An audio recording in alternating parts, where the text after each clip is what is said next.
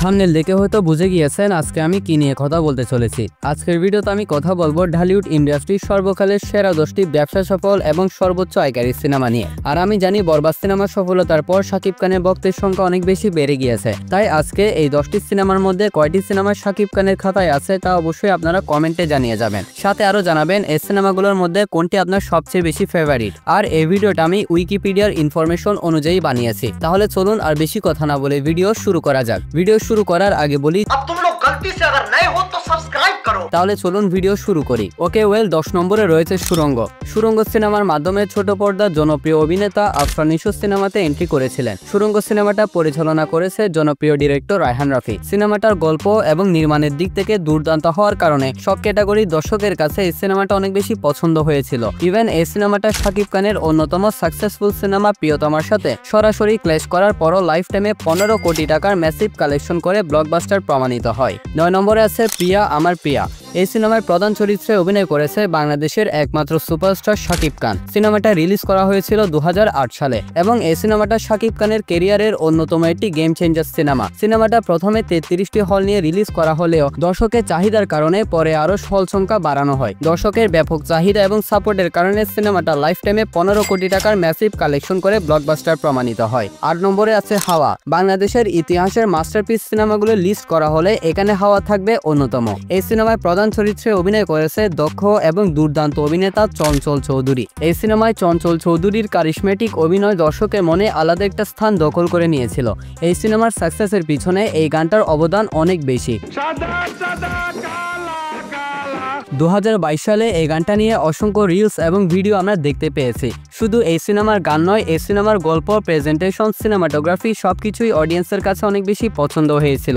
As a result সিনেমাটা life টাইমে 16 কোটি টাকা কালেকশন করেছিল। 7 নম্বরে আছে স্বপ্নের ঠিকানা। এই সিনেমার প্রধান চরিত্রে অভিনয় করেছে বাংলার স্টাইলিশ নায়ক সালমান শাহ। সালমান শাহের বিপরীতে এই সিনেমায় অভিনয় করেছিল লেডি সুপারস্টার শাবনূর। সিনেমাটা 1996 সালে ঈদ উপলক্ষে রিলিজ করা হয়েছিল। এটি একটি রোমান্টিক ড্রামা ক্যাটাগরির সিনেমা। একটি রোমান্টিক সিনেমা হিসেবে এই সিনেমাটা তৎকালীন সময়ে অনেক বেশি পছন্দ করেছিল দর্শক। এরই সাথে সিনেমাটা বাংলা সিনেমায় এক নতুন মাইলফলক সৃষ্টি করে দেয়। সিনেমাটা লাইফ টাইমে 19 কোটি টাকা ধামাকাদার কালেকশন করে ইন্ডাস্ট্রি হিট প্রমাণিত হয়েছিল। 6 নম্বরে আছে আম্মাজান। এই সিনেমার প্রধান চরিত্রে অভিনয় করেছে বাংলার কিংবদন্তি অভিনেতা সুপারস্টার মান্না। বাংলা সিনেমার কাল ক্লাসিক সিনেমাগুলো লিস্ট করা হলে নিঃসন্দেহে এখানে আম্মাজান সিনেমাটা একটা আলাদা জায়গা দখল করে রাখবে। নিঃসন্দেহে সিনেমাটা মান্নার ক্যারিয়ারের বেস্ট সিনেমাগুলোর মধ্যে অন্যতম। সিনেমাটা প্রডিউস করেছিল বাংলা সিনেমার জনপ্রিয় ভিলেন ডিপজল এবং এই সিনেমার বাজেট ছিল প্রায় 1 কোটি টাকার আশেপাশে। আর 1999 সালে মুক্তি পাওয়া সিনেমাটা বক্স অফিসে লাইফ টাইমে কালেকশন করেছিল 20 কোটি টাকা। আর আপনি জানলে অবাক হবেন, এই সিনেমা রিলিজ হওয়ার আগে কালেকশন করে নিয়েছিল 1 কোটি 4 লাখ টাকার আশেপাশে। 5 নম্বরে আছে বেদের মেয়ে জ্যোৎস্না। সিনেমাটা রিলিজ করা হয় 9 জুন 1989 সালে। এই সিনেমায় প্রধান চরিত্রে অভিনয় করেছিলেন ইলিয়াস কাঞ্চন। এটি একটি রোমান্টিক ফোক ফ্যান্টাসি জনার সিনেমা। 1989 সালে এই সিনেমাটা সিনেমা পাড়ার মধ্যে অন্যরকম আলোড়ন সৃষ্টি করে দিয়েছিল। অডিয়েন্স সিনেমাটাকে এত বেশি পছন্দ করেছিল যে এই সিনেমাটা বক্স অফিসে 25 কোটি টাকার গ্র্যান্ড কালেকশন করে অল টাইম ব্লকবাস্টার প্রমাণিত হয়। আর 1989 সালের 25 কোটি টাকা মানে বর্তমান সময়ে প্রায় 100 কোটি টাকার সমান। এই সিনেমার ক্রেজ তৎকালীন সময়ে এত বেশি ছিল যে এই সিনেমাটা দেখতে গিয়ে হলের মধ্যে একজন বাচ্চা পর্যন্ত ডেলিভারি করে দিয়েছিল। শুধুমাত্র এই সিনেমার মিউজিক রাইটস সেল করে এই সিনেমার প্রডিউসার 1 কোটি টাকা ইনকাম করে নিয়েছিল।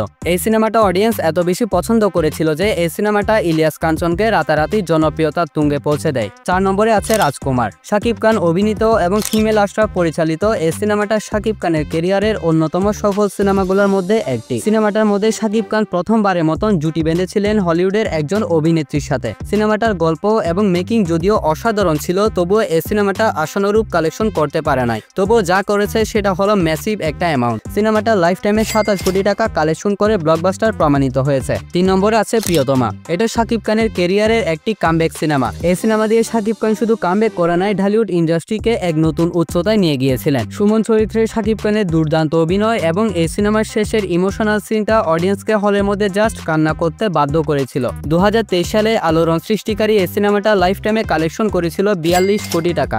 এরই সাথে এই সিনেমাটা হয়ে গিয়েছিল ইন্ডাস্ট্রি হিট। 2 নম্বরে আছে তুফান। প্রিয়তমার পর শাকিব খান তুফান সিনেমা দিয়ে যেমন অডিয়েন্সকে চমকে দিয়েছিলেন, তেমনি ভাবে এই সিনেমাটা ঢালিউড ইন্ডাস্ট্রি ইন্ডাস্ট্রিকে বিশ্বের দরবারে অন্যরকমভাবে প্রেজেন্ট করেছিল। এই সিনেমাটা পরিচালনা করেছিলেন জনপ্রিয় ডিরেক্টর রায়হান রাফি এবং এই সিনেমাটার মধ্যে শাকিব খানকে গ্যাংস্টার লুকে এমনভাবে প্রেজেন্ট করা হয়েছিল যা এর আগে কোনো ডিরেক্টর করে দেখাতে পারে নাই। শাকিব খানের নতুন লুক, গ্যাংস্টার স্টোরি, নেক্সট লেভেলের সিনেমাটোগ্রাফি সবকিছু মিলিয়ে এই সিনেমাটা সব ক্যাটাগরির মানুষের কাছে অনেক বেশি পছন্দ হয়েছিল।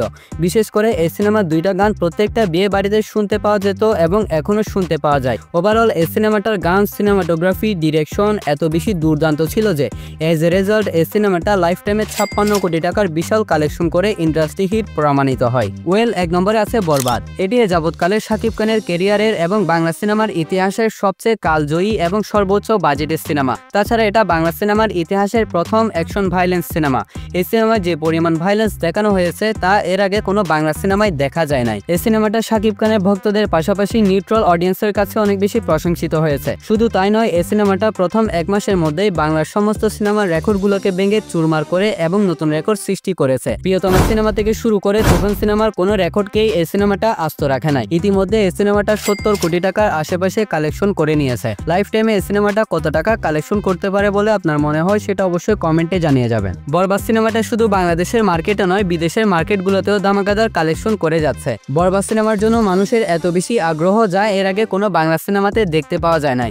যদিও বর্তমানে এই সিনেমাটা পাইরেসির কবলে পড়ে বিশাল ক্ষতির সম্মুখীন হয়ে গিয়েছে। যদি এই সিনেমাটা পাইরেসি না হতো তাহলে এটা হতে পারত বাংলা সিনেমার ইতিহাসের প্রথম 100 কোটি আয়কারী সিনেমা। সো গাইস, এগুলো ছিল ঢালিউডের সর্বোচ্চ আয়কারী 10টি সিনেমার লিস্ট। এতক্ষণ পর্যন্ত আমি যে সমস্ত সিনেমার নাম এবং কালেকশনগুলো বলেছি এগুলো সম্পূর্ণ উইকিপিডিয়া থেকে সংগ্রহ করা।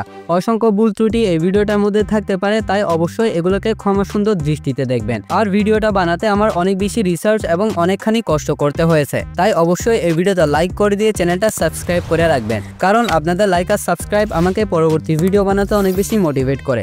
তাহলে দেখা হবে পরবর্তী ভিডিওতে। ততক্ষণ ভালো থাকবেন, সুস্থ থাকবেন, টেক কেয়ার, আল্লাহ হাফেজ।